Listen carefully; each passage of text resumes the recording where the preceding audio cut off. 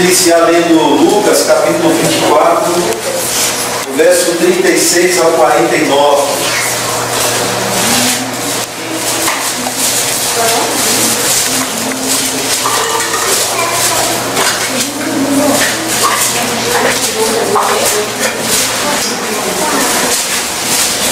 Lucas, capítulo 24, do 36 ao 49.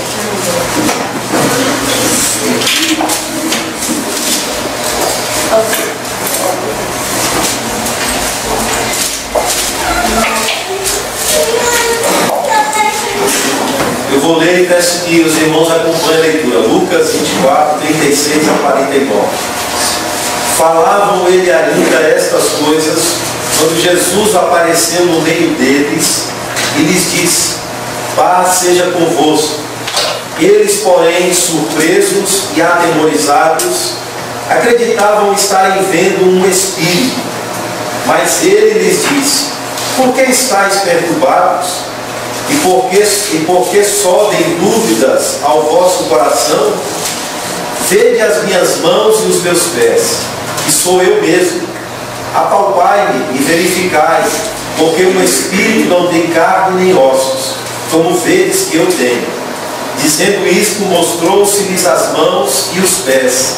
E por não acreditarem eles ainda, por causa da alegria, e estando admirados, Jesus lhes disse: tendes aqui alguma coisa que comer? Então lhe apresentaram um pedaço de peixe assado, e ele comeu na presença deles. A seguir Jesus lhes disse: são estas as palavras que eu vos falei, estando ainda convosco. Importava se cumprisse tudo o que de mim está escrito na lei de Moisés, nos profetas e nos salmos. Então lhes abriu o entendimento para compreenderem as Escrituras, e lhes disse: assim está escrito que o Cristo havia de padecer e ressuscitar dentre os mortos no terceiro dia, e que em seu nome se pregasse arrependimento para a remissão de pecados a todas as nações, começando de Jerusalém. Vós sois testemunhas dessas coisas. Eis que envio sobre vós a promessa de meu Pai. Permanecei, pois, na cidade, até que do alto sejais revestidos de poder. Amém, meus irmãos. Vamos ouvir Samuel, vamos orar e pedir a graça de Deus.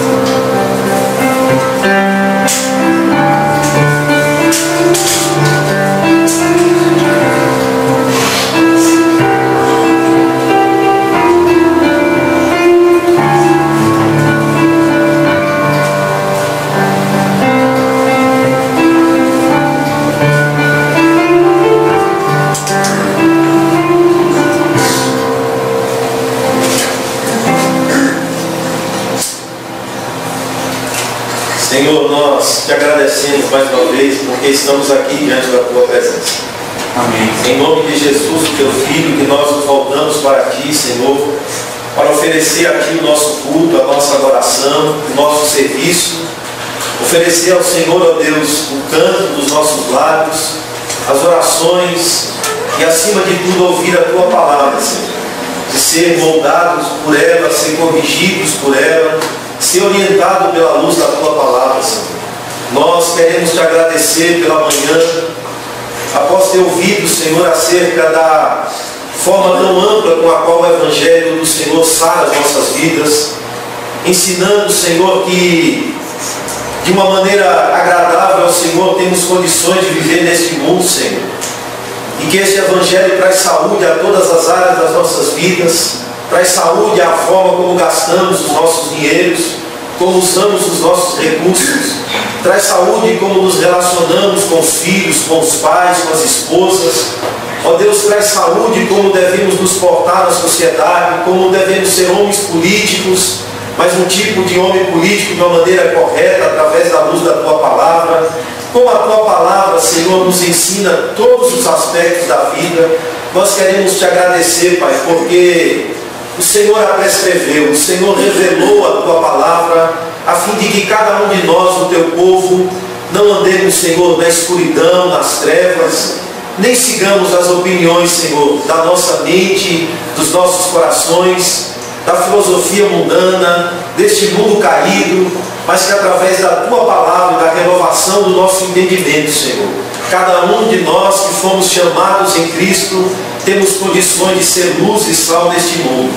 Queremos Te agradecer, Pai, porque o que ouvimos pela manhã nos alerta acerca deste propósito do Senhor.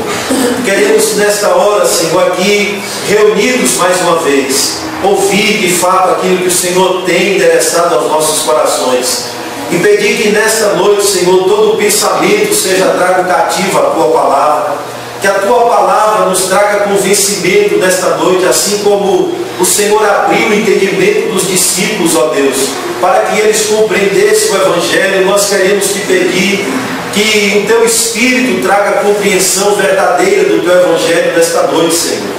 E aonde ele deve ser aplicado nas nossas vidas, aonde o Teu Evangelho deve sarar aquilo que ainda é doente no nosso caráter, na nossa conduta, nas nossas palavras, nas nossas atitudes, pois é somente através da Tua Palavra, porque a Tua lei é perfeita, Senhor, e restaura a alma do homem. O testemunho do Senhor é fiel e dá sabedoria ao homem simples. O testemunho do Senhor é perfeito, a Tua Palavra é luz, é lâmpada, é martelo que os guia sapenha, Senhor. E nesta noite queremos ouvi-la, queremos cantá-la, queremos orar, movidos pela Tua Palavra e ouvir, Senhor. E pedir que os nossos corações sejam compungidos pela Tua Palavra, sejam quebrados pelo Teu Espírito Santo, Senhor, para que a luz de Cristo irradie através de nós, para que a transformação do Senhor se aplique através da Tua Palavra em nossas vidas, Senhor, para que o Teu povo reflita o caráter daquele que foi perfeito, o homem perfeito, Jesus Cristo. Deus, receba o nosso culto, a nossa adoração, as nossas orações sejam ouvidas e respondidas segundo a Tua vontade, perdoando assim os nossos pecados, Senhor. Queremos ofertar ao Senhor um culto verdadeiro em nome de Cristo Jesus. Amém. Meus irmãos, vamos de pé, Romanos capítulo 8.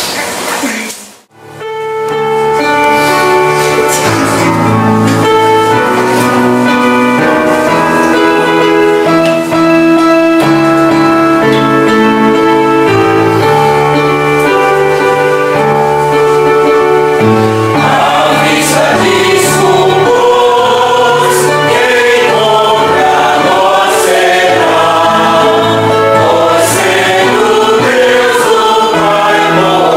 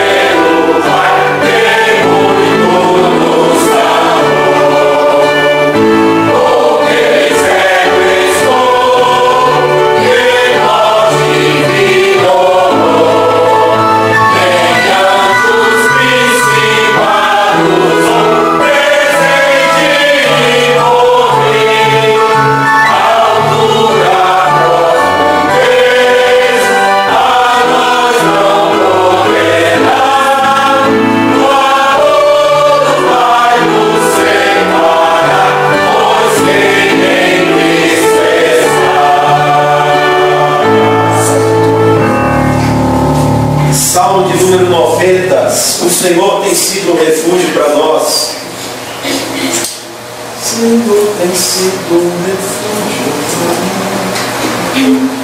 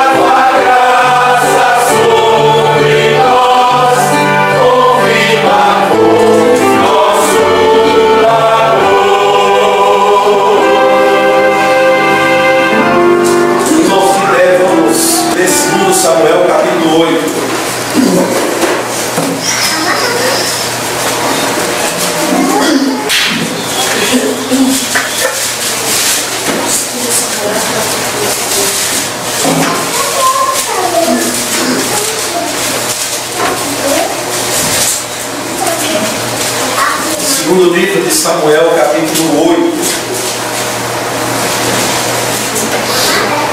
Peço que os irmãos ouçam a leitura, eu vou fazê-la. versão atualizada. E o meu texto inicia dizendo assim: depois disto, feriu Davi os filisteus e os sujeitou, e tomou de suas mãos as rédeas da metrópole. Também derrotou os moabitas, fez-os deitar em terra e os mediu. 2 vezes um cordel para os matar, 1 vez um cordel para os deixar com vida. Assim ficaram os moabitas por servos de Davi e lhe pagavam tributo. Também Hadadezer, filho de Reobe, rei de Sobá, foi derrotado por Davi, quando aquele foi restabelecer o seu domínio sobre o rio Eufrates. Tomou-lhe Davi 1.700 cavaleiros e 20.000 homens de pé. Davi já arretou todos os cavalos dos carros, menos para 100 deles. Vieram os sírios de Damasco a socorrer Hadadezer, rei de Sobá, porém Davi matou os sírios 22.000 homens. Davi pôs guarnições na Síria de Damasco, e os sírios ficaram por servos de Davi e lhe pagavam tributo. E o Senhor dava vitórias a Davi por onde quer que ia. Tomou Davi os escudos de ouro que havia com os oficiais de Hadadezer e os trouxe a Jerusalém. Tomou mais o rei Davi muito grande quantidade de bronze de Betá e de Berotai, cidades de Hadadezer. Então, ouvindo Toi, rei de Amate, que Davi derrotara a todo o exército de Hadadezer, mandou seu filho Jorão ao rei Davi para o saudar e congratular-se com ele por haver pelejado contra Hadadezer e por haver-o ferido. Jorão trouxe consigo objetos de prata, de ouro e de bronze, os quais também o rei Davi consagrou ao Senhor, juntamente com a prata e o ouro que já havia consagrado de todas as nações que sujeitara, da Síria, de Moabe, dos filhos de Amon, dos filisteus, de Amaleque e dos despojos de Hadadezer, filho de Reobe, rei de Sobá. Ganhou Davi renome quando, ao voltar de ferir os sírios, matou 18.000 homens no Vale do Sal. Pôs guarnições em Edom, em todo o Edom pôs guarnições, e todos os edomitas ficaram por servos de Davi, e o Senhor dava vitórias a Davi por onde quer que ia. Reinou, pois, Davi sobre todo Israel, julgava e fazia justiça a todo o seu povo. Joabe, filho de Zeruia, era comandante do exército. Josafá, filho de Ahilube, era cronista. Zadok, filho de Aitube, e Aimeleque, filho de Abiatar, eram sacerdotes. Seraías, escrivão, e Benaia, filho de Joiada, era o comandante da guarda real. Os filhos de Davi, porém, eram seus ministros. Amém. Se aceite, vamos ouvir nosso irmão Ricardo com a palavra de oração. Deus amado, nós estamos Deus poderoso. Diante de Ti nós estamos nesse momento, a fim de Te agradecer, Te adorar, prestar a Ti o culto, Senhor, no Espírito de verdade. Pai, nesse momento, Pai, queremos Te agradecer por todas as dádivas, por todas as bênçãos espirituais e materiais que o Senhor tem mostrado. Amém. Por tudo aquilo, Senhor, que o Senhor proporcionou às nossas vidas de mais uma semana, que o Senhor nos sustentou.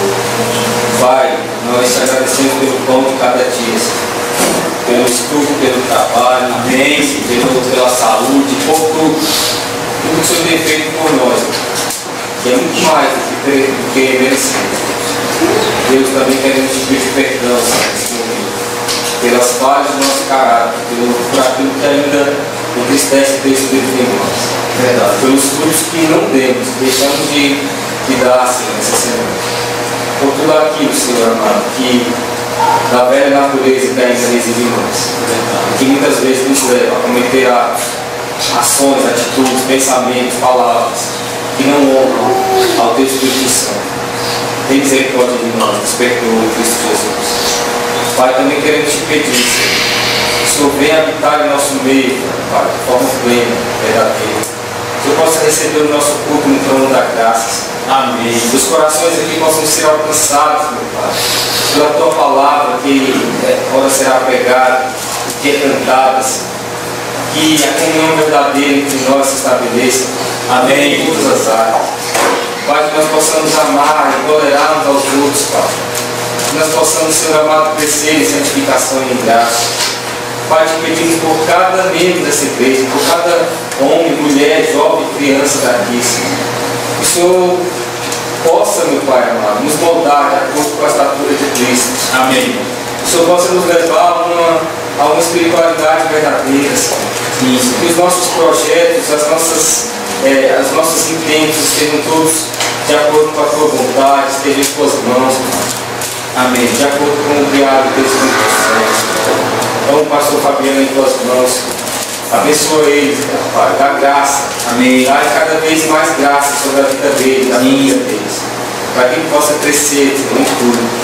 Pai, toma também os homens dessa igreja, a minha, Davi, amém. Aos irmãos que são líderes das suas famílias, que o Senhor possa, Senhor, estabelecer, meu Deus amado, lares voltados para a Tua palavra, Senhor. Lares que sejam oásis, Senhor, em meio a esse mundo perdido. Pai de amor, abençoa as mulheres dessa igreja, Senhor, que também são liderança dos filhos dos lares. Ó Deus, toma elas em Tuas mãos, Senhor. Dá graça, dá força, dá misericórdia, que elas possam também crescer em santificação e em graça. Deus, toma os jovens, as crianças, os adolescentes dessas igrejas. Pai, que o Senhor possa efetuar nele de novo nascimento. Pai, que o Senhor possa fazer uma obra completa na vida deles, de salvação, de redenção, para que eles não sejam atraídos pelas armadilhas desse mundo. Amém. Pelo inimigo de nossas almas. Pai, que o Senhor possa nos abençoar como igreja, como pessoas, como irmãos. Ó Senhor, que nós possamos ser sal verdadeiro nessa sociedade, Pai. Possamos ser luz da Tua palavra nessa sociedade que vive em trevas, Pai. Abençoa cada um aqui, Senhor, que os nossos corações, as nossas mentes estejam voltadas para Ti, que os nossos olhos estejam fixos em Ti, Senhor. Que nós possamos, Senhor, concorrer, Senhor amado, para o prêmio da soberana vocação. Amém, Senhor. Andar em direção ao algo verdadeiro, que é a verdade, Jesus. Senhor, tira toda a alienação das nossas mentes. Amém. Pai, Senhor, tira nos dá aversão pelo pecado. Sim. Tira todo pensamento, que todo pensamento seja levado cativo a Cristo, meu Deus. Amém. Que esse culto possa chegar, Senhor, às Tuas narinas com cheiro suave, Senhor. Ó Deus, não por nosso merecimento, mas pelo sacrifício de Cristo. Amém. Na cruz do Calvário, que nos cobre com sangue carmesim. Amém. Que nos limpa de todo pecado, de todo mal, de toda mazela espiritual que ainda habita em nós, Pai. Senhor, que o Senhor possa, através de nós, fazer uma grande obra. Que o Senhor possa, Senhor, alcançar os perdidos, Pai. Os Teus eleitos que ainda precisam ser alcançados. Pai, que a Tua palavra possa alcançar o mundo de forma verdadeira. Tantos lugares que ainda sofrem com a escuridão das trevas do diabo, Senhor. Tantos lugares que estão oprimidos, Pai, pela falta do Teu Evangelho, Pai, de forma plena. Que o Senhor possa nos usar esta igreja. Que eu possa abençoar os missionários que estão em campo. Que eu possa abençoar os trabalhos que estão se iniciando, Pai. Ó Deus, enfim, que a Tua palavra, Senhor, seja lançada e que dê frutos, Pai, a 30, 60 e a 100. Deus, nos ajuda, tem misericórdia de nós. Recebe nosso louvor no trono da graça.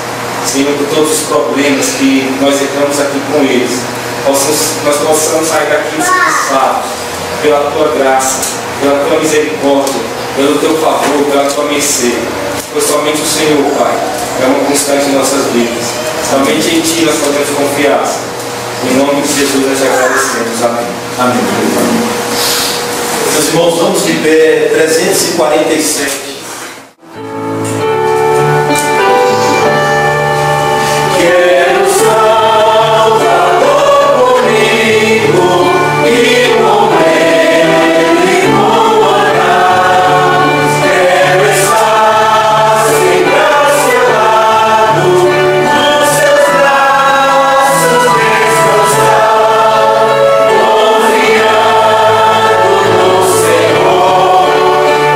Senhor,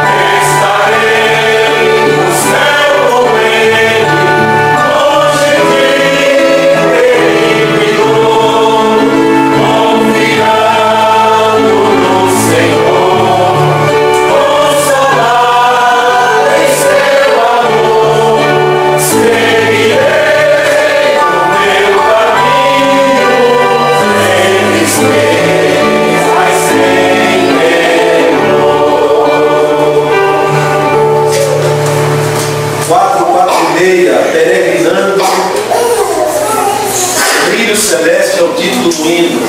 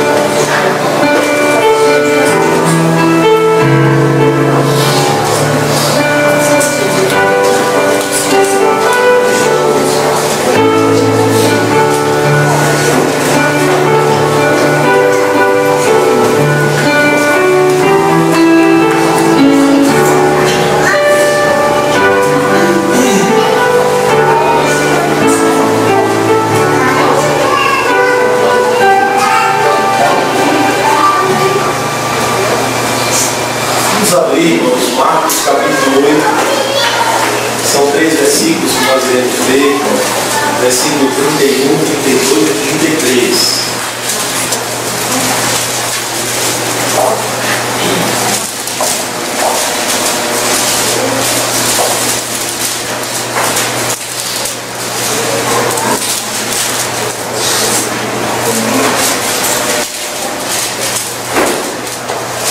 Não existe atalho. O Evangelho vai nos mostrar que não existe atalho. Deus não tem caminhos mais curtos.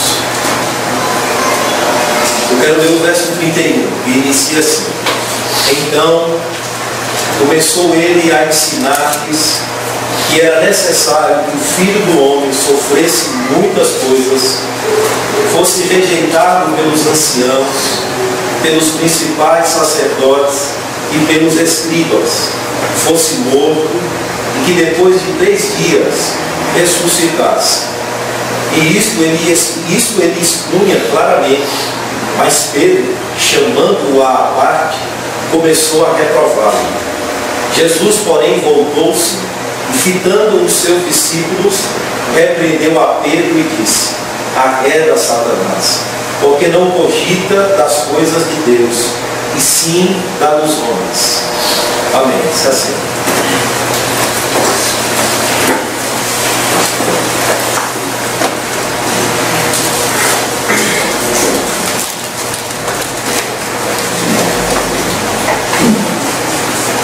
Estamos caminhando, irmãos. Chegamos no capítulo 8. E é perceptível que o discurso de Cristo, ou a pregação de Cristo, muda de tom. É como se Jesus estivesse dizendo assim: olha, vocês já caminharam bastante tempo comigo, eu preciso dizer a vocês algumas coisas bem claras. Eu preciso alertar vocês acerca do caminho. Eu preciso deixar algumas coisas assentadas e mostrar a vocês que não existe atalho. O caminho é este, e o caminho que eu vou mostrar a vocês é o caminho estipulado por Deus para o meu propósito, para que eu, como Messias, trilhe este caminho. Ou seja, Jesus inverte surpreendentemente as coisas. Aquele que está repleto de poder, que é o próprio Cristo, e eles viram isso. Eles viram as maravilhas de Cristo se operar, ou viram o poder de Cristo se manifestar sobre várias coisas, vários aspectos terríveis que o pecado trouxe sobre a vida humana. O poder de Cristo se manifestou, e eles viram demônios, pessoas possessas, enfermos, febre, lepra, fluxo de sangue. Esse Messias cheio de poder e de autoridade vai aparecer agora como servo de todos, como alguém que vai submeter-se aos homens, vai sofrer, vai sujeitar-se aos maus desígnios dos homens, e ele irá fazer tudo isso, tudo em obediência a Deus. Uma comida eu tenho para comer, que é fazer a vontade daquele que me enviou. Será uma maneira incrível, irmãos, Cristo vai mostrar de estabelecer o reino, mas ao mesmo tempo assustadora. Os próprios discípulos vão ficar perplexos com essa ideia de sofrimento, de ser entregue, de ser morto. O que é isso? E Jesus aqui está adicionando novos conteúdos ao seu ensino, a fim de corrigir toda a distorção acerca da nossa concepção do Evangelho. Ele vai corrigir todas as nossas distorções, e principalmente as dos discípulos que estão dentro do contexto imediato do texto, acerca da expressão de Pedro: tu és o Messias. Esta expressão, irmãos, que surgiu dos lábios de Pedro como líder dos 12 e dos demais que estavam próximos, ela pode estar carregada de preconceitos. Ela pode estar carregada ainda de ideias que o próprio Pedro desconhece e que Jesus vai acrescentar para mostrar ou para corrigir, para deixar claro a eles o que é o Evangelho. E como ele vai fazer isso? Jesus vai mostrar a mim e a você que nós só teremos condições de conhecê-lo claramente, de compreender o profundo dessa expressão tu és o Messias, se entendermos claramente para onde este Messias está indo. Porque será fundamento para a nossa caminhada em direção a Ele, ou seguindo após Ele, é entender claramente para onde este Messias está indo. O Evangelho, ou Cristo, veio corrigir as distorções acerca das nossas construções, acerca do Messias e do caminho que ele deve trilhar. Esse Messias poderoso que surgiu dos lábios de Pedro, e que eles viram a demonstração deste varão aprovado por Deus. Este Messias não vai seguir atalhos. Não existe atalhos. Não existe caminhos mais curtos. Não existe propostas mais curtas. O caminho que eu e você devemos trilhar é o caminho que Deus estabeleceu. Importando ser de sofrimento ou não, Cristo nos chama a segui-lo, tendo clara concepção de para onde este Messias está indo. Agora, como ele faz isso? Ele faz isso mostrando claramente que ele vai passar primeiro por um caminho de sofrimento. Após a clara confissão de Pedro, este é o Messias, Cristo agora vai descortinar alguns alguns aspectos importantes sobre sua missão como enviado prometido. Chegou um ponto importante sobre a vocação do Messias. E ele irá deixar claro o que significa, do ponto de vista da vontade de Deus, ser ele o Messias, ser ele o nosso representante, o nosso mediador, aquele que veio trazer as bênçãos redentoras de Deus a uma realidade presente para a minha e a sua vida. E o mestre quer deixar claro, trazer à luz um significado verdadeiro de sua vocação. Isso porque várias concepções que foram sendo formadas e ensinadas sobre o Messias estavam na cabeça do povo, estavam na cabeça de Pedro, estavam na cabeça dos discípulos, estavam na cabeça dos principais dos sacerdotes, da nação inteira. Isso era tão enraizado que mais à frente os irmãos irão ver, após Cristo falar sobre morte, sofrimento, ressurreição, e dizer a ele: olha, vocês, se quiserem me seguir, ouvir após mim, negue a si mesmo, tome a cruz, me sigam. Após Cristo ter dito isso, no capítulo 10, está João brigando para que Cristo lhe dê uma posição de honra, brigando para que Cristo coloque a mão direita quando ele assumir. Os judeus sempre alimentaram, irmãos, a concepção de povo escolhido, agora num sentido bem especial, bem restrito. Isso alimentou em todos eles aspirações de ocupar um lugar especial no mundo. Já viram as propostas messiânicas de hoje? Deus nos colocou como cabeça e não cauda. O Brasil é do Senhor Jesus. Era mais ou menos por aí, mas só que com mais raiz e profundidade. E isso eles tentaram fazer ou alcançar através de meios naturais. E eles sempre sonharam.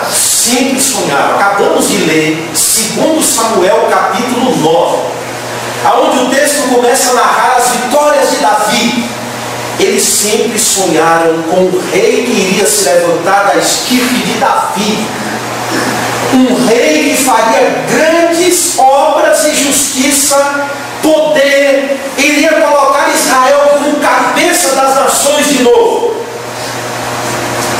Irmãos, mas à medida que o tempo foi se passando, a história foi caminhando, ficou claro e evidente que esse sonho e aspirações naturais construídas por eles, não com base na interpretação correta,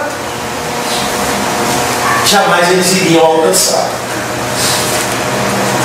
Veja, as 10 tribos, quando o reino é dividido, elas são levadas pelos assírios, somem, se perdem no tempo. Ficam as 2 tribos, como o reino do sul, que após a queda do reino do norte, são levados pelos babilônios. Os babilônios arrasam Jerusalém, acabam com o templo. Deus usa os babilônios para disciplinar o povo, acabam com tudo. O tempo se passa, eles voltam, reconstroem, a história prossegue, passam a ser controlados pelos persas, depois pelos gregos, e no contexto de Jesus estão sofrendo debaixo da mão dos romanos. Toda essa história de expectativa de reinar, de um cabeça, está associada a essa ideia de um rei que vai nos tirar dessa subjugação política, que vai acabar com esse sofrimento temporal. Formou-se essa ideia errada, essas concepções erradas acerca de Cristo. Era ideia muitas vezes violentas, nacionalistas, carregadas de preconceitos. O próprio João, mais uma vez, como o personagem principal de uma história, Jesus quer passar por Samaria, é bloqueado. Não, aqui você não passa. Reconhece em Cristo alguém vindo de Jerusalém? Não. João então diz: Senhor, quer que mandemos descer fogo do céu e consumamos os samaritanos? resquício de uma briga, história longa. Estavam ainda caminhando com Jesus, vendo ele se revelando como Messias, vendo as promessas de Isaías se cumprindo, o cego vendo, os surdos ouvindo, os leprosos sendo purificados, mas ainda estavam perdidos. Ele vai tomar o reino. Ele vai tomar o reino. Jesus diz: calma, João. Você ainda não compreendeu de que espírito eu sou. Eu não vim destruir as almas dos homens. Espera aí. Agora considere Jesus caminhando em direção à cruz, com homens que vão dar prosseguimento à sua obra e propagar o Evangelho, colocando-se contra este pano de fundo do Evangelho, tentando desconstruir ou desconstruindo as concepções erradas, construídas por aspirações falsas humanas. Queremos um rei que nos faça cabeça. Irmãos, não é estranho para Jesus, antes mesmo de mostrar aos seus discípulos ou de chamá-los, ele deixa claro as implicações do que é seguir. Mesmo antes de chamar aos discípulos e mostrar as implicações profundas do que é o discipulado, ele quer deixar claro para onde ele está indo. A confissão de Pedro precisa estar vinculada ao caminho que o Messias vai trilhar. Sabe por quê? Porque quando ele nos chamar, ele vai dizer: pegue este atalho. Quando ele voltar-se para os discípulos, no versículo 34 em diante, ele não vai dizer: existe um caminho mais curto por aqui. Ele vai dizer: venham após mim. Agora eu acho que eu entendo o medo de Pedro. Pedro sabia que Jesus iria usar o mesmo caminho trilhado por ele para chamar a mim e a você. Um caminho de obediência a Deus, um caminho que muitas vezes passa pelo sofrimento, resultado da obediência a Deus, o resultado que fatalmente iria, se buscarmos viver piedosamente em Cristo, como diz Paulo, imporiam as nossas perseguições, como impôs aos discípulos. Atos mostra isso claramente. É este o caminho, não existe atalho. Ele precisa reeducar. A batalha da mente precisa ser vencida para que todo pensamento seja levado cativo à palavra de Deus e toda a obediência a Cristo seja reclamada. Pois aquilo que se alimentou ao longo não é a visão correta do Messias. O caminho construído para ele trilhar não é o caminho que Deus escolheu. Ele não vai arrasar com tudo. Ele não vai colocar Israel como cabeça. Não. Nós vemos que o Senhor está pronto a deixar claro que a caminhada trilhada por ele será seguida do ponto de vista da vontade de Deus. O plano do Messias é traçado por Deus Pai, porque o Senhor vai moê-lo, se agradando disso. E ele tem profunda consciência de que o fim daquele caminho é a cruz. E ele vai ser moído por Deus. Ele vai passar por sofrimentos, vai ser entregue por aqueles que deveriam reconhecê-lo à primeira mão. Ele vai sofrer muitas coisas. E o ápice do sofrimento será a morte como maldito na cruz.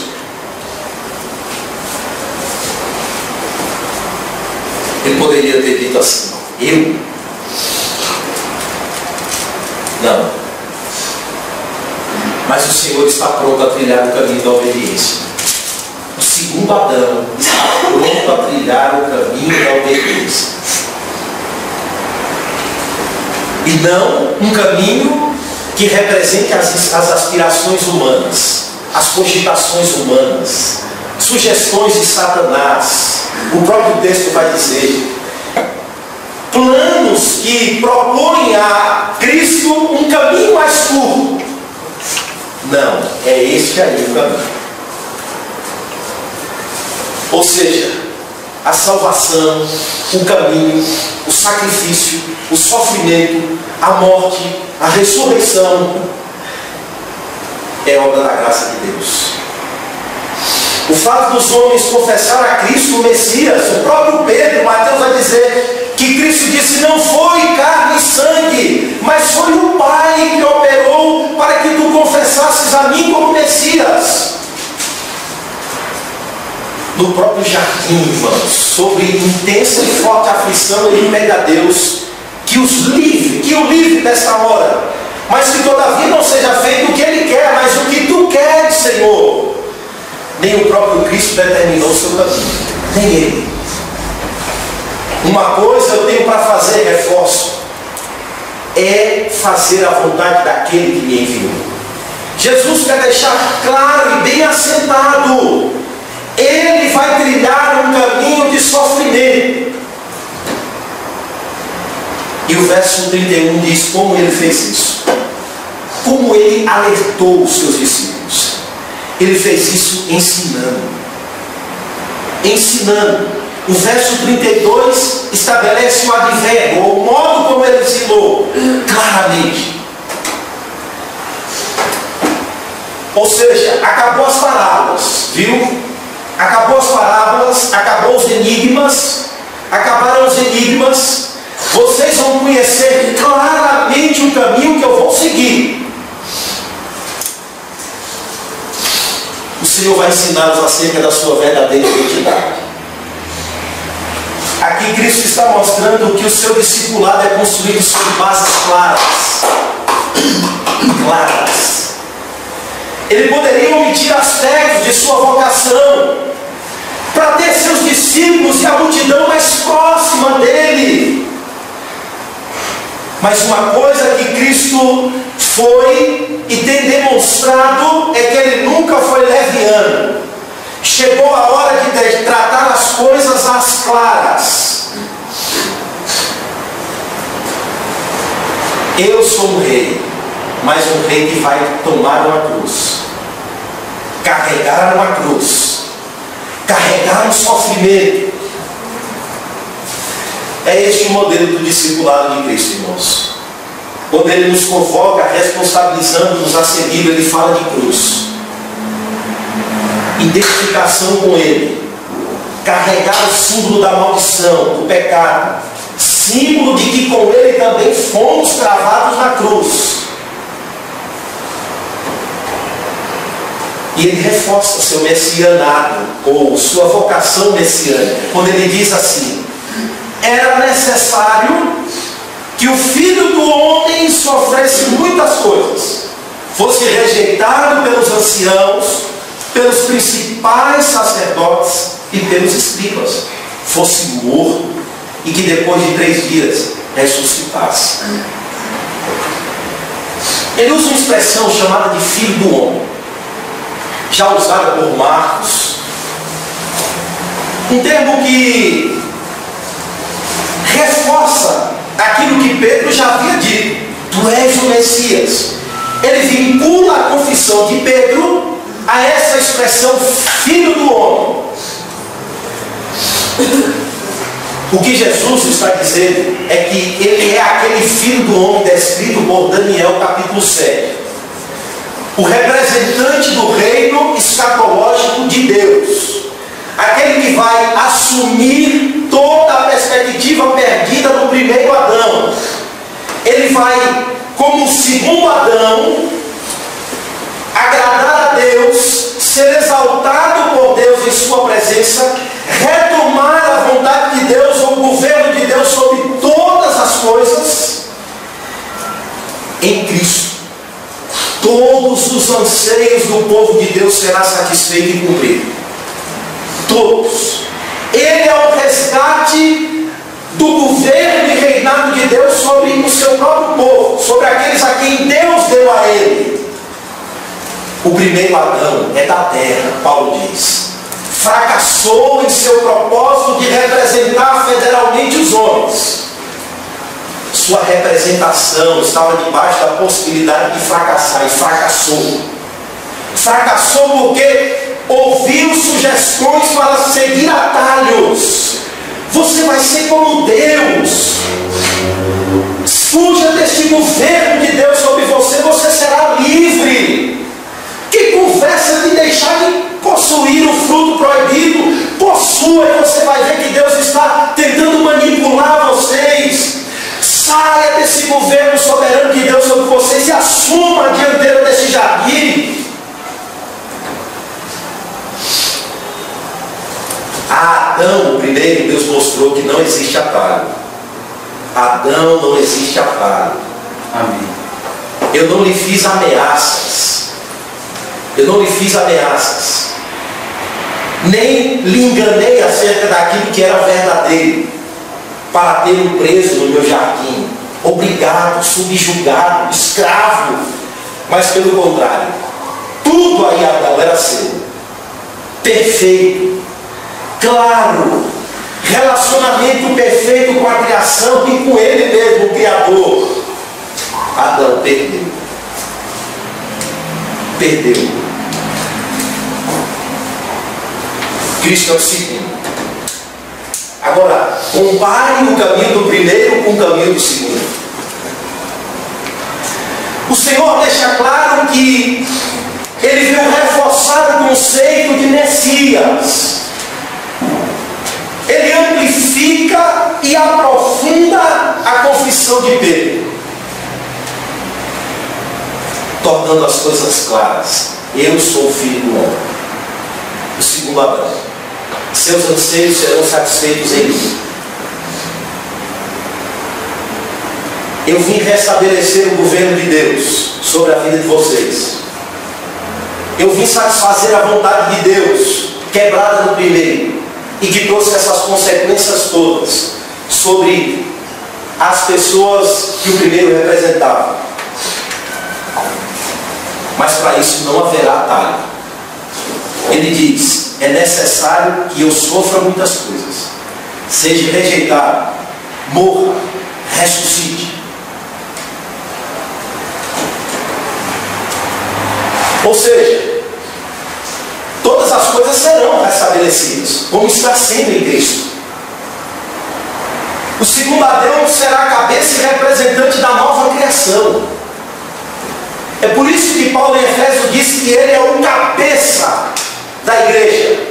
Ou seja, Deus resumiu tudo e colocou Cristo como cabeça deste resumo, que aponta para uma realidade futura mais plena. A igreja é um reflexo do que será a nova sociedade de Deus, governada debaixo deste Filho do Homem, segundo Adão, que é Cristo. E Ele está retomando o governo de Deus. Os teus anseios estão sendo satisfeitos em Cristo. Seu sofrimento, sua morte, sua ressurreição são aspectos da substituição de Cristo aos seus pecados, à sua vida. E Ele está retomando as coisas. O governo de Deus está sendo retomado. Ele veio estabelecer um tipo de triunfo que não se adequa ao nosso padrão. Não é o nosso padrão, é o padrão de Deus. É o padrão de Deus, é a vontade de Deus. É resgatar o povo de Deus. E Ele mostra: não há reinado sem cruz. Não haverá vida sem morte. Para Jesus, irmãos, a fidelidade a Deus passa necessariamente pelo sofrimento. Porque a proposta Filho do Homem não é apelação a privilégios. Sou teu filho, Senhor. Sou filho do homem. Não é um apelo a honras. Não é um apelo a um reconhecimento social. Nem uma base para exigir mudanças econômicas. É um termo que descreve a sua vocação sofredora e substitutiva. É essencial que ele assuma o meu e o seu lugar.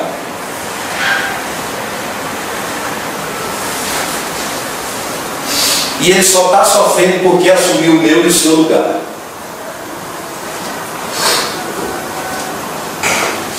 E ele diz assim: é necessário. Ora, será que ele está querendo dizer que não tinha capacidade de evitar o sofrimento ou essa condição terrível?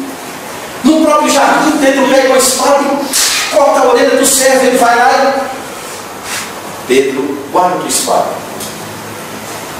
Você acha se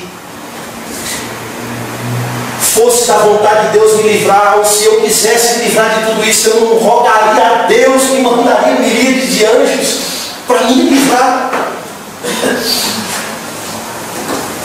Eu vou passar por isso. É necessário que eu morra. Ou seja, ele também não está dizendo que é necessário porque ele quer ser um exemplo para nós. Olha para Jesus, um exemplo de abnegação, de um homem que amou ao ponto de se autoanular e entregou o seu bem mais precioso, a vida. Sua paixão e morte são aspectos imprescindíveis da sua vocação. A necessidade aqui está relacionada aos nossos pecados que feriu a santidade de Deus, que rompeu com a lei de Deus, que está em desobediência à vontade de Deus, ou à lei de Deus. Seu sofrimento é redentor. Sua vida e morte está relacionada à expiação pelos nossos pecados. O seu sacrifício está relacionado à satisfação da lei de Deus. Isso está dentro da necessidade, porque se ele não morre, não sofre, não ressurge, como diz Paulo, comamos e bebamos, porque amanhã morreremos. Ele não recebe aqui, irmãos, todo o poder e vocação messiânica para evitar aquilo que Deus havia proposto a ele. A morte de Cristo é central no cristianismo e é uma morte que vai satisfazer a lei de Deus para que as bênçãos redentoras do Senhor se cumpram em mim e você. Como disse Tim Keller, o sacrifício de Cristo está relacionado a 3 necessidades fundamentais. Primeiro, uma necessidade pessoal. Deus fez tudo isso, irmãos, por amor. Ou seja, Ele amou o mundo de tal maneira que deu o seu Filho. E Tim Keller diz que um pastor escreveu um livro sobre o amor, sobre a vida cristã. E dentro de um dos capítulos ele deu o tema fenomenologia do amor.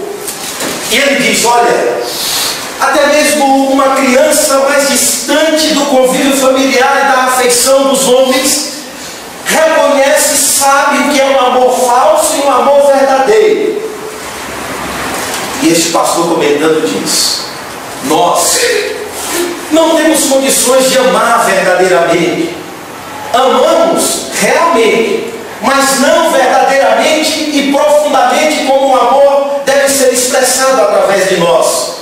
Pois muito das nossas expressões de amor está condicionada àquilo que o outro pode me oferecer. A nossa manifestação de amor está relacionada àquilo que o outro tem para me oferecer. O nosso amor é sempre incondicional. Mas Keller diz, em Cristo, por amor, vem Deus, por amor, envia seu Filho para substituir a mim e a você e morrer na cruz por causa dos nossos pecados, para que as nossas necessidades pessoais sejam supridas em Cristo, para que eu e você reconheçam o que é amor verdadeiro, para que através do amor de Cristo derramado em nossos corações tenhamos condições de amar agora, não exigindo nada em troca, mas refletindo o amor de Cristo em nossas vidas, tenhamos condições de amar a Deus sobre todas as coisas e uns aos outros. Como diz Paulo, o amor de Cristo nos constrange. Então, o que ele diz, esse sacrifício está dentro de uma necessidade pessoal, minha e sua. Segundo, ele diz, está dentro de uma necessidade legal. Irmãos, o pecado sempre implica pena. Pena. Sem derramamento de sangue não há remissão de pecados. Cristo estava sendo comunicado no Velho Testamento através de tipos e sacrifícios. Ou seja, eram sacrifícios temporais que mediavam temporariamente a relação do povo dentro da velha aliança, mas aqueles sacrifícios estavam comunicando Cristo de alguma forma, ou de alguma forma. Pela fé, aqueles israelitas do passado, os crentes do passado, estavam vendo Cristo ali através dos tipos, modelos e sacrifícios apresentados no Velho Testamento. Ou seja, Deus estava mostrando de que o pecado implica pena, implica morte, implica derramamento de sangue, para que este pecado seja expiado. Ou seja, não se pode resolver a questão da culpa, ao menos que alguém pague a pena.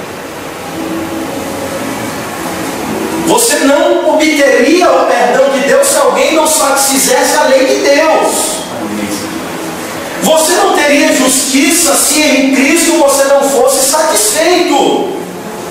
Você não teria acesso se Cristo não abrisse um caminho através da sua vida.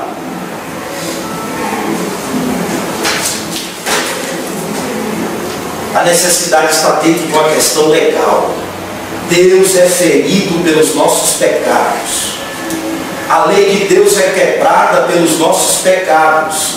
E a exigente justiça de Deus, eu e você não tínhamos condições de cumpri-la. Quem paga a pena? Quem satisfaz? Quem cumpre as exigências? Quem tem condições? E Jesus diz: sacrifícios pelo pecado, Senhor, não quisestes, mas como me preparaste, Senhor? Tira o primeiro para estabelecer o segundo. Se o primeiro não é tirado, irmãos, não caberia animais para satisfazer o pecado dos homens diante de Deus.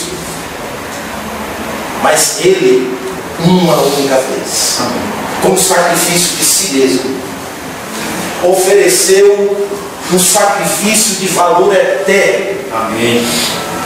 Pecado implica pena. Pena é graça, mas não é de graça. É graça, mas não é barata, como diz Bonhoeffer. É graça que custou vida. Vida de Cristo. Pedro diz: não foram, irmãos, através de coisas materiais, através de prata, através de ouro, que vocês foram resgatados. Olha, vocês foram resgatados através do precioso sangue de Jesus Cristo. É uma necessidade legal. Legal. Agora há também uma necessidade cósmica. Diz ele: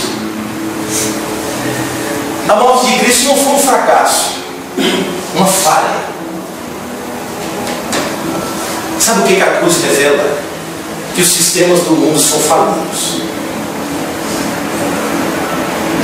Olha no texto quem está condenando Jesus, entregando-o à morte: anciãos, fariseus e escribas. Os sistemas do mundo são corruptos.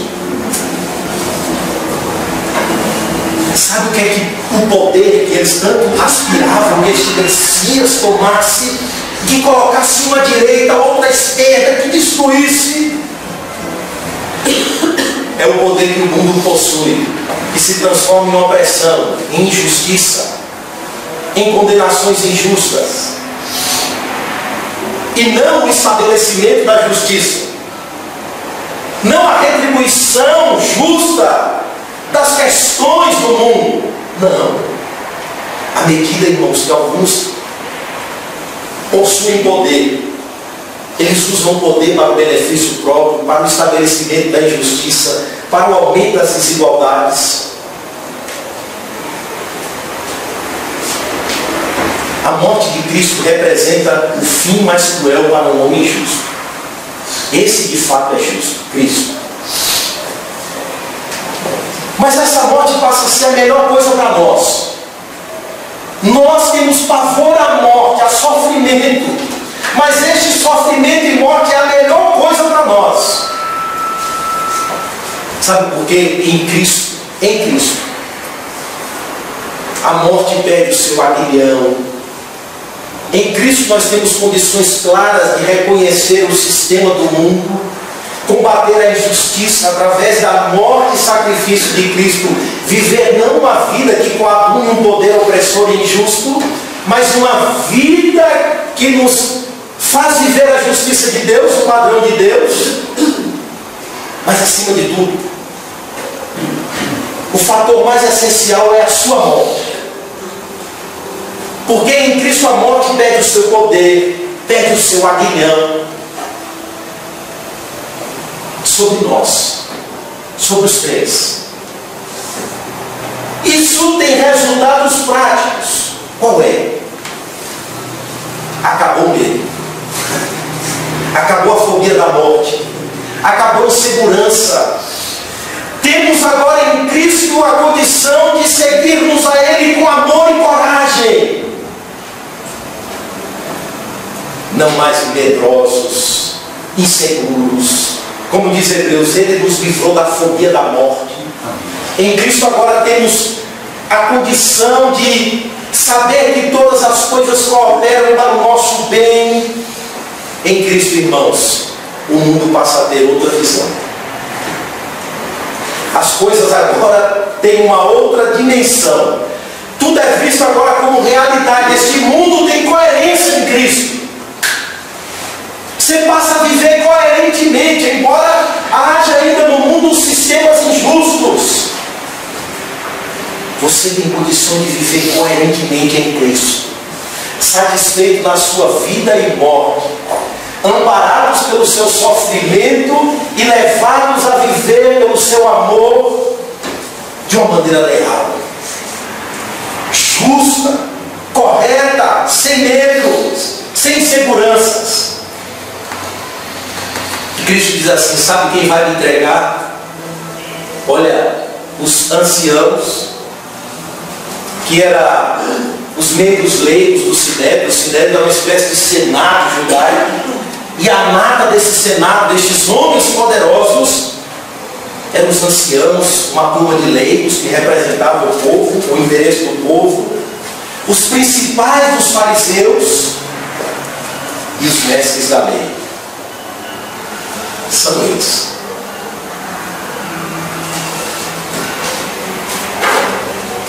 Então, irmãos, a primeira clareza, ou a primeira coisa que Jesus quer deixar assentado aqui, é que, indo após Ele, nós temos que ir consciente de que Ele vai passar pelo sofrimento. Ele vai passar pela morte de cruz. Mas sua morte e seus sofrimentos possuem aspectos redentores. Pessoais, legais, cósmicos. E nele nós estamos sendo satisfeitos. Satisfeitos plenamente. O segundo Adão está nos representando perfeitamente. De modo que Paulo diz: agora já não mais vivo eu. Cristo vive em mim. A vida que agora vivo pela fé no Filho de Deus, que me amou e a si mesmo se entregou por mim. Agora nós temos condições de viver, como disse Paulo: o amor de Cristo me constrange. Tudo, irmãos, nossa vida se encontra em Cristo. Se encontra em Cristo. O segundo ponto, irmãos, é que Cristo quer deixar claro que seu sofrimento, sua morte, não é o fim, mas é parte necessária de um plano. Não é o fim. Não é o fim. Ele diz: olha, será entregue pelos principais dos sacerdotes, pelos escribas, vai ser morto e depois de 3 dias vai ressuscitar. É uma parte inevitável. Olha, não tem como evitar, não existe atalho aqui. Não haverá domínio, governo, reestruturação de todas as coisas debaixo do governo de Deus,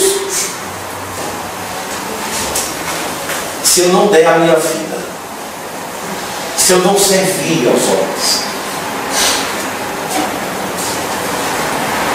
E quando ele manda calar, ele diz: se calem, não digam nada, porque ele sabe que ainda há as concepções erradas sobre o Messias político. Então ele diz: restringe. Mas aqui ele vai deixar claro: o que eu tenho para passar, eu vou passar, e não é um acidente de percurso. Não é algo que foge do controle de Deus. Deus está no controle, sua vontade é soberana, Ele está conduzindo todas as coisas. Ele está usando os principais dos sacerdotes, anciãos, escribas, para que o propósito dele se cumpra. A dívida precisa ser paga. A dívida precisa ser paga. E para a dívida ser paga, precisa que ele assuma isso, sofra amor.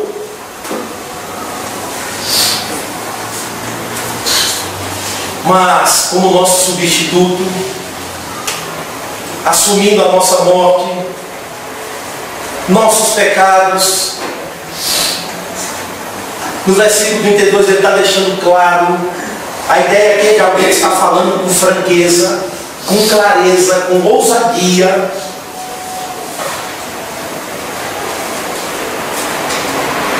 Mas ele diz: não é o fim, calme, estejam tranquilos.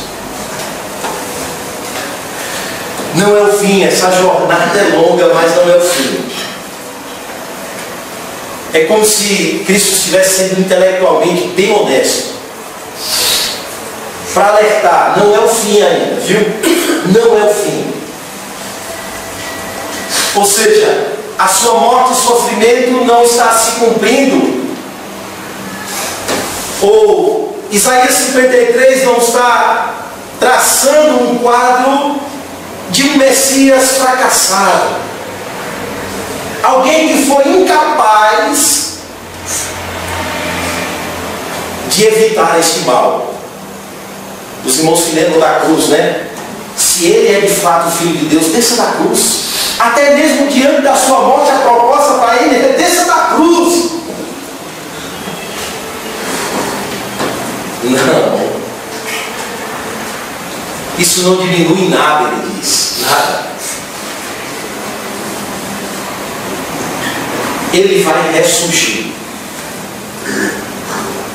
Ou seja, ele vai cumprir toda a justiça, vai ressurgir dentre os mortos. Ou seja, ele vai ser enviado não só para representar e mediar a obediência. Como diz a João, toda a justiça tem que ser cumprida. Mas ele vai representar e mediar também o meu e o seu sofrimento, a minha e a sua morte. Mas ele diz: eu vou ressurgir. Eu vou ressurgir, ou seja, ele vai morrer pelos nossos pecados e ressurgir para a nossa justificação, diz Paulo. Mas o que representa a ressurreição para mim e para você? O que significa a ressurreição de Cristo para a sua vida? O que a doutrina da ressurreição vai lhe ensinar na prática da sua vida cristã? O que é que implica a ressurreição sobre suas escolhas, sua vida, sobre sua caminhada? Cristo quer que a gente entenda tudo de modo completo. O sofrimento faz parte, a morte faz parte, a ressurreição também faz parte. O Evangelho aqui, irmãos, é um ensinamento completo. Não diria sistema, mas é uma verdade completa. E Cristo quer que a gente abrace ela de forma completa. Não só partes dela, mas completa. O Evangelho deve afetar a nossa vida por completo. A verdade do Evangelho deve ser entendida em sua completude. Jesus disse isso, não disse? O texto diz: foi claro. Eu disse isso de modo franco e claro a vocês. Vou sofrer, vou morrer e vou ressuscitar. Ele sofre, ele morre, ele ressuscita. Lucas, no capítulo 23, diz que dois discípulos estão indo em direção ao caminho de Emaús, uma vila pequena, após Cristo ter morrido, que era o terceiro dia. Estão indo e Cristo se coloca perto deles e fica ouvindo a conversa. Jesus então pergunta: por que vocês estão preocupados? Eles param tristes, diz Lucas. Então começa a dizer a Jesus o que aconteceu em Jerusalém. Olha, você não estava em Jerusalém e não soube que nos últimos dias Jesus, o Nazareno justo, varão poderoso em obras e palavras, diante de Deus e do povo, os principais dos sacerdotes, nossas autoridades, entregaram para ser condenado e crucificado. Aí eles, o final do texto é mais sombrio. Ora, nós esperávamos que fosse ele que havia de redimir a Israel. Mas já é o terceiro dia e nada. Nada. Olha, na verdade, eles estão dizendo a Cristo. Foram ao túmulo dele algumas mulheres na madrugada e chegando lá não viram o corpo. Tiveram uma visão de anjos, os quais afirmaram a elas: olha, ele vive. Ele está vivo. Por que procurais os mortos entre os vivos? Ou os vivos, o vivo entre os mortos, melhor dizendo. Aí as mulheres voltam e dizem aos discípulos. Aí ele diz: e foram alguns dos homens verificar a exatidão das palavras que as mulheres disseram. Chegando lá não vimos o corpo, não vimos ninguém, na verdade. Jesus disse: honestos, tardos de coração, para crer em tudo aquilo que os profetas disseram. Ou seja, para crer em tudo aquilo que a palavra de Deus estava dizendo acerca do Evangelho, da minha morte, do meu sofrimento, da minha ressurreição. Não convinha que eu padecesse e entrasse na glória? Não era só padecimento, Jesus está dizendo, que eu também entrasse na glória. Ou seja, é cruz e glória. O plano de Deus é completo. Ou seja, o texto nos diz que a ressurreição seguiria após a sua morte. Esse prazo curto, 3 dias, sabe o que reflete? A fidelidade de Deus cumprir as suas promessas. Como diz os irmãos em Atos, ele não deixou que a sua morte ou que o seu corpo visse a corrupção, ou seja, se deteriorasse no pó da terra. Mas ao terceiro dia nem as ânsias da morte pôde contê-lo. Surgiu dentre os mortos. Deus aqui está mostrando que Ele vai intervir ainda salvadoramente, não dormirá, não adiará até que todas as suas promessas se cumpram nele, em Cristo. Ele vai ressuscitar o Filho do Homem, vai confirmá-lo moralmente. É este o varão aprovado. Vai reabilitá-lo juridicamente, vai o colocar como cabeça de todas as coisas, vai lhe dar domínio, glória, reino. O seu domínio é um domínio eterno que não passará. O seu reino jamais terá fim. Jesus está dizendo a eles. Deus está confirmando, Deus vai confirmar o penoso trabalho da obra de Cristo. Ele verá o fruto do seu trabalho e ficará satisfeito. O meu servo justo justificará a muitos. Volta a pergunta: o que a ressurreição diz a mim e a você? O que a ressurreição implica para as nossas vidas práticas? O que? Primeiro ponto, a ressurreição é fundamento. Fundamento para o nosso compromisso ético como povo de Deus.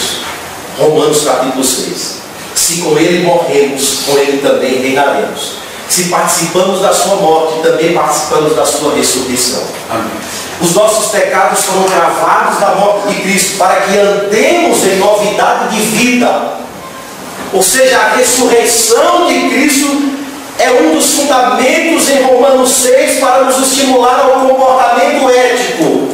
Ou seja, participar na vida prática da nova vida que a ressurreição demonstra em Cristo.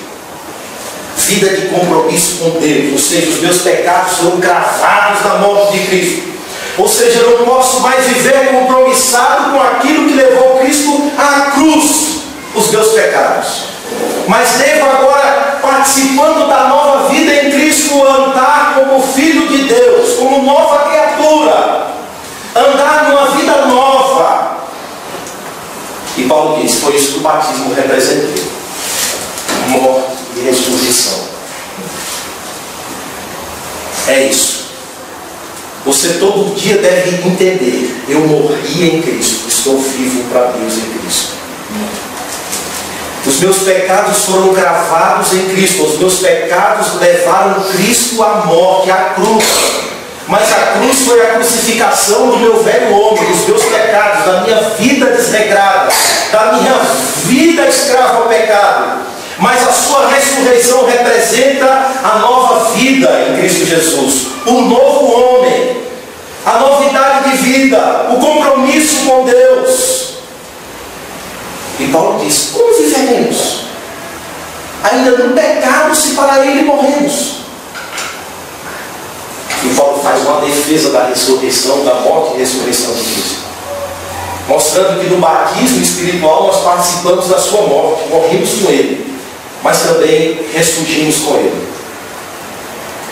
A nova vida, irmãos, ela será ampliada no futuro, mas ela já começa aqui. A ressurreição também mostra que o compromisso com Deus é um homem completo. Cristo é a primícia dos que dormem. Ou seja, a primícia é quando as pessoas colhiam os primeiros frutos, aí pegavam as primícias e diziam, a primícia representa aquilo que vai ser a colheita. Ou a primícia é um simples exemplo do que são os demais frutos. Quando a gente olha para Cristo, a gente vê que Deus em Cristo vai resgatar o homem completo. Amém. Será espírito novo dentro de um corpo novo. Amém. Ou seja, toda a criação de Deus será redimida em Cristo. Amém. Terceiro ponto, a ressurreição também fala de esperança. É fundamento para a nossa esperança, irmãos. Paulo diz que se Cristo não ressurgiu, acabou a esperança. Vamos comer, vamos beber, porque amanhã morreremos. Ou seja, nossa vida vai terminar no nada. É uma vida sem significado. Você vai correr, você vai plantar, você vai adquirir, você vai fazer. Paulo diz, termina no nada. Mas a ressurreição de Cristo é fundamento para a nossa esperança. Se com Ele, os que com Ele dormem também ressurgirão com Ele. Nós, os que estamos vivos, encontraremos com os demais nos lares, estaremos para sempre com o Senhor. Paulo diz em Tessalonicenses, consolai uns aos outros com essas palavras. Irmãos, a ressurreição não é só tema de estudo, é tema para ser vivido. E tem tudo a ver com as nossas escolhas, tem tudo a ver com aquilo que adquirimos, aonde colocamos o coração, como vivemos, o fundamento da esperança, base do nosso compromisso ético.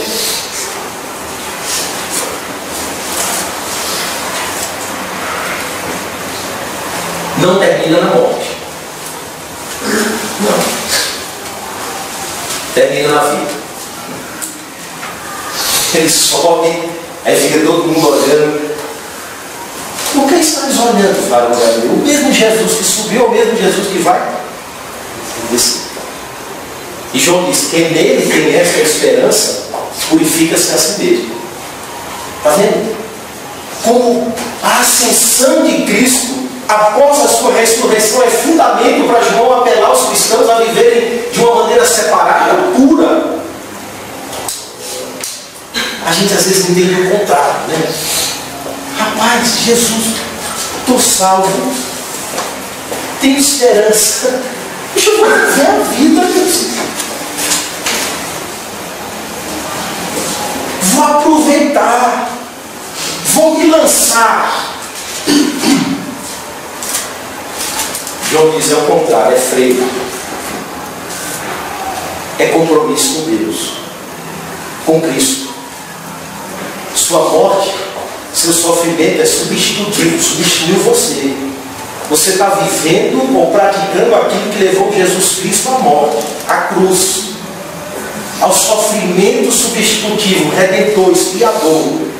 Como é que nós vamos viver, Paulo diz?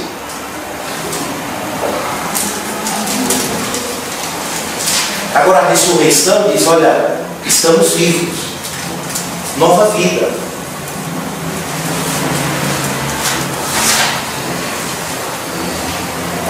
Então, esse caminho não encerra na morte. Pedro, Tiago, João. Terceiro ponto, Cristo vai deixar claro, qualquer caminho que negue essa perspectiva ampla do Evangelho, sofrimento, morte, ressurreição, é coisa da sua cabeça. É coisa da nossa cabeça. É sugestão maligna, irmãos. Jesus deixa claro. A mensagem do Evangelho não pode ser fatiada. Olha, não existe nenhuma mensagem parecida que Paulo em Gálatas. Ainda que desça um anjo e pregue outro evangelho que não seja o que eu tenha pregado a vocês, é maldito, anátema. Qualquer apresentação do evangelho que não considere estes aspectos é coisa da nossa cabeça. Vocês estão inventando, hein? Que não considere Jesus como trilhando este caminho e nos chamando a trilhar após Ele. Não vá, não. A mensagem de Cristo foi tão confrontadora em relação àquilo que eles alimentavam, que Pedro diz, vem cá, chama Jesus e começa a repreender Jesus, a reprová-lo. O que você está falando? Tenha dó de você mesmo. Aqui, irmãos, é a atitude de alguém superior. Superior, que está chamando alguém inferior e diz assim, rapaz, não fale isso. Hiller diz o seguinte, irmãos, a vida de Pedro é o quadro ideal de alguém que está recebendo graça e ao mesmo tempo demonstrando fraqueza. A vida de Pedro é graça e fraqueza se misturando. Isso é muito parecido comigo e com você. Amém.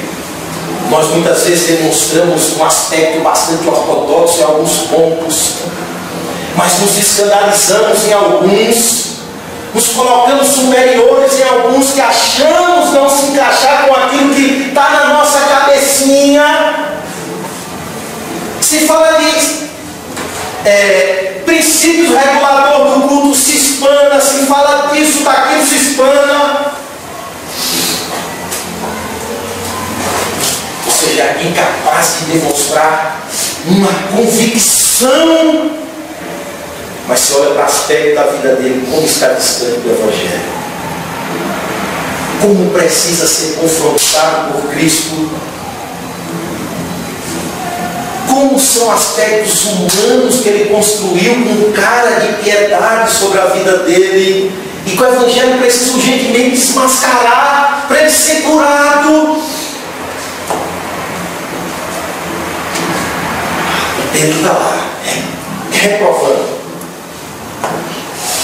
Começou a reprovar, chamou, ele foi tão ético que ainda chamou Jesus a paz. Assim, você é, mas eu vou dar uma dura nele.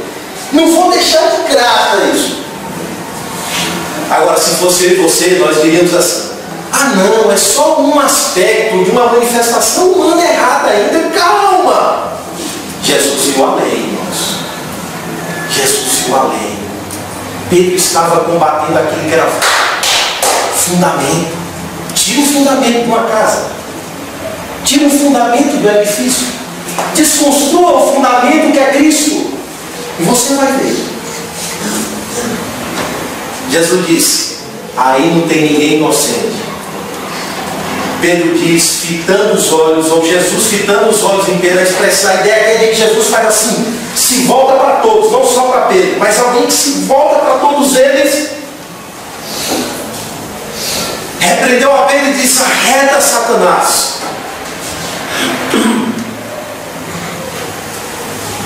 Porque não cogita das coisas de Deus, ou seja, o seu pensamento não está de acordo com a palavra de Deus. Você está com a mente permeada por sugestões humanas, melhor, sugestões malignas.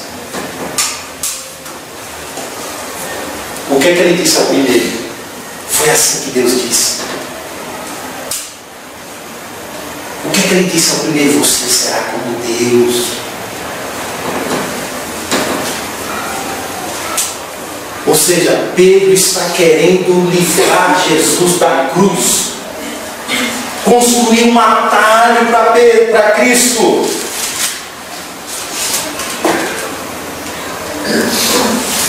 Agora, a ideia aqui é o seguinte.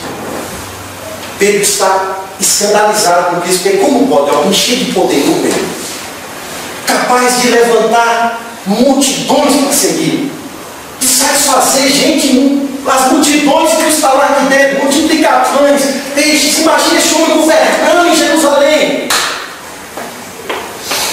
Acabou a fome, acabou os problemas. Ele será o governador panaceia. Imagine, hein? Para Pedro, ele não compreendeu como pode este rei poderoso deixar de assumir o trono para assumir sofrimento e cruz. Irmãos, os homens nunca vão entender como Moisés preferiu ser chamado, sofrer com o povo de Deus, a ser chamado filho da filha de Faraó. Não vão entender. Sabe por quê? Porque cogita das coisas dos homens e não das coisas de Deus. Os homens caídos nunca vão entender quando os cristãos buscam em primeiro lugar o reino de Deus e sofrem perdas em sua vida. Não vão entender de que é o amor de Cristo que está constrangendo e levando-nos a viver o padrão de Deus. Não queira encaixar as coisas.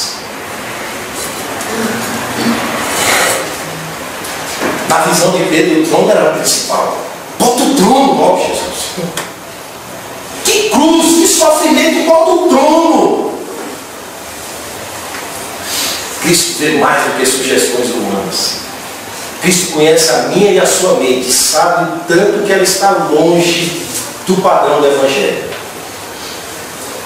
Muitas vezes Cristo vê como nós reagimos e nos expressamos a coisas que o Evangelho deve ser exposto claramente.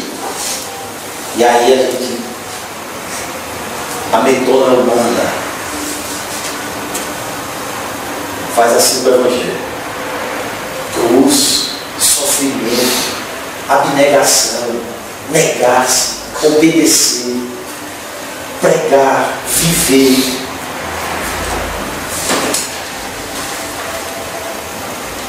Cristo também vê Satanás rondando. Ele viu que por trás de Pedro estava o mesmo que o levou para o deserto. Ele vê rondando Pedro o mesmo que estava lá no jardim do Éden. Adão, cai fora.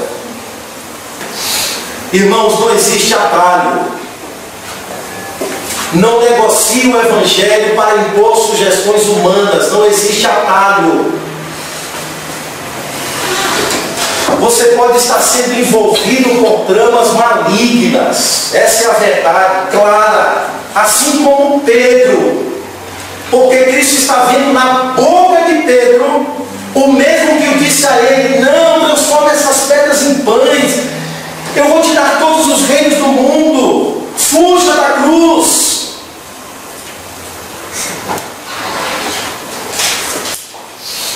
um caminho mais curto. Arrume um jeitinho. Então, faz uma manobra humana.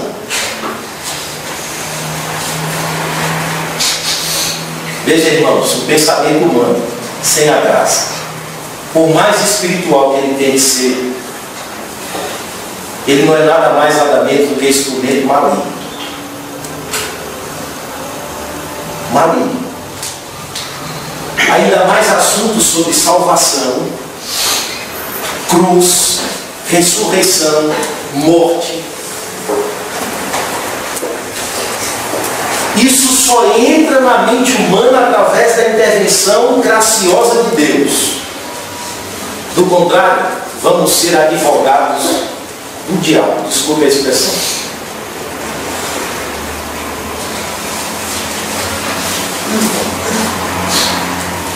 Pedro é a imagem de alguém que é capaz de perder a essência do Evangelho. Que em pouco tempo professa fielmente e perde a essência. Perde a essência. Mas aqui também o texto mostra que a esperança de Pedro é Cristo, assim como é a minha e a sua. Essa batalha da mente só será vencida pela graça de Deus em Cristo. Cristo intervém ferrenhamente em Pedro para resgatá-lo como discípulo. Chamá-lo de novo ao combate, trazendo de novo a essência do Evangelho. Volte, Pedro, ao Evangelho. Volte urgentemente ao Evangelho. Porque o que você tem pensado não é nada de Deus. Tem nada de Deus nesses planos. Tem nada de Deus nesses projetos. Tem nada de Deus nessas escolhas. Tem nada de Deus nos seus ensinos. Tem nada de Deus nas suas posições. Reconsidere, volte. É o perigo, irmãos, de perdermos a essência. Perigo, perigo, perigo. E ficar cogitando as minhas e as suas coisas, as nossas coisas. Mas só haverá transformação por meio de nós e através de nós, se primeiro este Evangelho transformar a nossa cuca. Esse Pedrão vai pregar lá na frente, porque Cristo vai transformá-lo através do Evangelho. Todo o pensamento, o meu e o seu pensamento deve estar cativo à palavra de Deus. Ela é capaz de desmontar os sofismas construídos, as ideias falsas construídas, as concepções humanas construídas e reclamar a obediência a Cristo. Agora, isso é em qualquer área da sua vida. Em qualquer área. Em uma área você pode estar muito ortodoxo, mas em outra área você pode estar tão humano. Mas não é o tipo do humano correto, mas é um humano que está combatendo contra Deus. Você pode estar combatendo contra Deus e não percebendo. Você pode estar frontalmente agindo contra a palavra de Deus e não percebendo. E se achando bom, hein? É mais triste. Pedro toma a dianteira como líder, toma de novo aqui, se coloca como superior. Jesus diz: tem Satanás ali.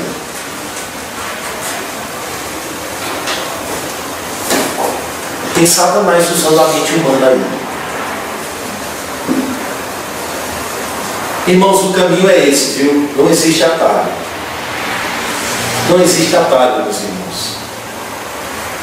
Cristo nos chama a segui-lo. E segui-lo claramente, aquilo que Ele nos ensinou. Sem fatiar todo o Evangelho. Voltemos ao Evangelho. A perspectiva de Cristo é: voltemos ao Evangelho.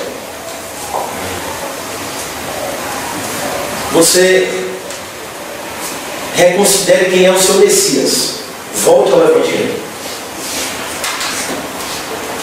Que Deus nos abençoe, irmãos. São 8 horas e 25 minutos. Vamos orar. Senhor, nosso Deus e Pai, nós estamos diante da Tua presença. Queremos reconhecer, Pai, que muitas das batalhas na mente temos perdido. Que muitas batalhas, ó Deus, que têm prevalecido são as cogitações humanas. Verdade. Sugestões humanas bem elaboradas, mas que representam, Senhor, um combate ferrenho ao Evangelho. Nós queremos, em Cristo Jesus, pedir que Tu intervenhas em nossa mente, Senhor. Amém, Senhor.